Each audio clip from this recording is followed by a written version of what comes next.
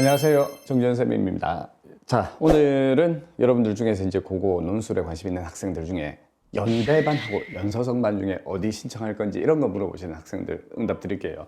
이제 아마 대치동에 많은 학원들이 요즘 연대 전용반이 별로 없고 연서성반이 아마 좀 더 많을 거예요. 대부분이. 그래서 저희 학원만 좀 연대반이 좀 더 많이 특화되어 있는 걸로 알고 있는데 이제 이 중에서 연대만 쓰는 학생들은 해당이 안 돼요. 근데 이제 주로 한 논술을 한 4개 이상 하는 연서성, 중2 이런 데 같이 시험 보는 학생들 있잖아요.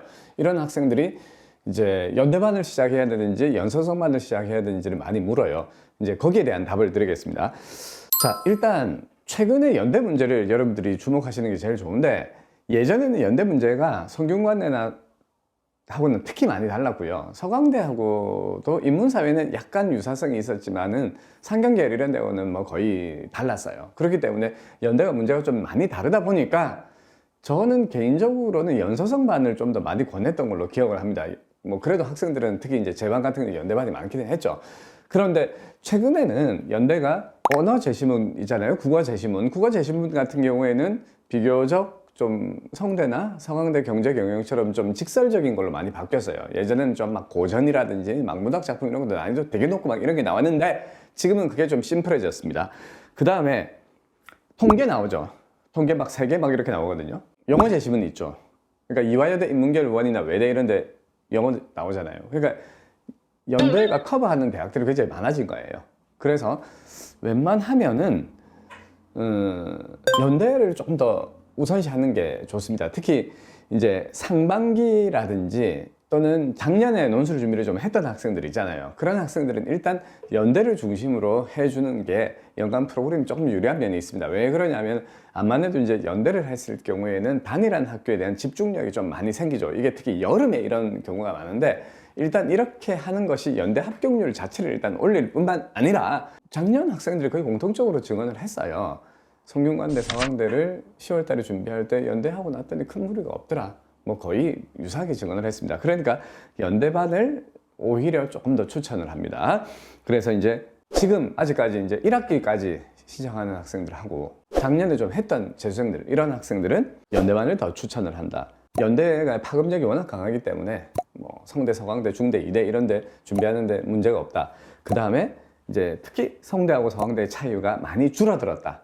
특히 작년도 연대 문제가 몇 년 전에 서강대 경제경영에 제시문 2개하고 겹쳤거든요. 그래서 제 연서성반 학생들이 제시문이 읽은 것들이 나왔다고 되게 좋아했었습니다. 그 다음에 이제 이대 사회라든지 중대 경영, 경희대 이런 데들 또는 경희대 한의대 이런 데까지는 연대 수리논술 정도면 그 학교들은 대부분 커버가 돼요. 아시겠죠? 그러니까 너무 걱정하지 마시기 바랍니다. 다만 6월 달부터 시작하는 6모 끝나거나 또는 대학 재학생이라면 논술을 아직 해본 적이 없는데 학교 기말고사 끝나고 나서 시작하는 학생들이죠. 이런 학생들은 가급적 연서성반을 좀 더 추천을 합니다. 이유는 연대 시험이 얼마 안 남았잖아요. 근데 진입이 조금 늦어지기 때문에 이럴 때는 리스크를 많이 안는 것보다는 성균관대, 서강대를 풀어가면서 종합적으로 올려주는 게 좋아요. 왜냐하면 성대, 서강대 시험도 사실 연대 시험 끝나고 나서 아주 오래 뒤에 본다고 볼 수 없잖아요. 그러니까 이럴 경우에는 리스크를 안는 것보다는 좀 안전 전략을 취하시는 게 훨씬 좋습니다. 연대 파이널 이런 거 있잖아요. 이런 데 조금 더 집중을 하시고요. 끝나고 나서 이제 성균관대, 서강대를 준비를 하시면 되는데, 특히 이 학생들이 있죠. 저는 수능에 좀 더 포인트를 두기 때문에 10월 달 이런 때 성균관대나 서강대를 준비하기가 어렵다. 이런 학생들은 특히 더 연서성반을 반드시 해야 돼요. 상반기에 수업 시작하는 학생들이라고 해도 10월 달에 10월 달은 너무 먼 미래가 아닌가요? 제가 그걸 어떻게 예측하죠? 이렇게 생각을 했을 때 만약에 내가 10월 달에 연대 시험 끝나고 나서 10월 달 이런 때 굳이 논술 준비를 하기가 어려울 것 같다. 이런 학생들은 안전하게 연서성반을 해서 그래도 성균관대 한 3번, 서강대 한 3번은 풀어야지 이 리듬이 잡힙니다. 내 말이 이해되죠? 네. 그러니까 연서성반이 이럴 때는 훨씬 더 유리한 것입니다. 대학 재학생 같은 경우에 요거는 얘기가 좀 길어져서 다음에 요거를 준비를 해드릴게요. 결론부터 먼저 말씀드리면 중앙대학교를 기준으로 해서 중앙대 아래의 대학, 그러니까 서성한보다 낮은 학교죠. 요 학교 학생들은 연서성을 준비하는 게 더 중요합니다. 연대만 너무 고집하는 것보다.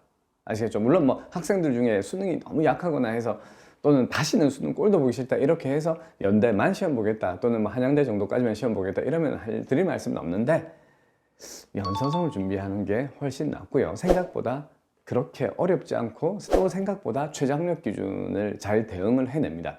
아시겠죠? 그래 그 부분은 나중에 말씀을 따로 드리도록 하고 오늘 제가 강조하는 부분은 그겁니다.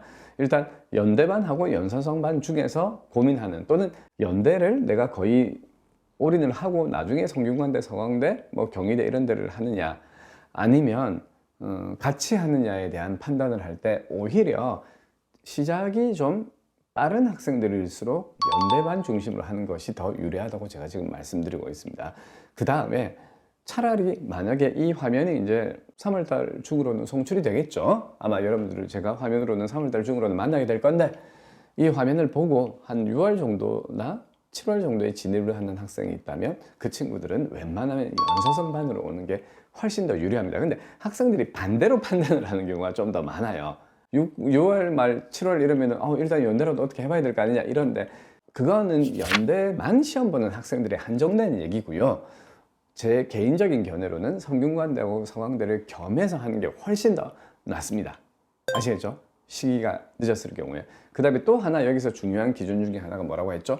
10월 달에 성균관대나 서강대를 준비할 시간이 없는 학생들의 경우에도 연서성반으로 가시기 바랍니다. 만약에 그때 10월 달에 성대나 서강대를 별도로 준비할 시간이 있겠다라고 판단을 하면 부담 없이 연대반으로 가시는 게 훨씬 나아요. 아시겠죠?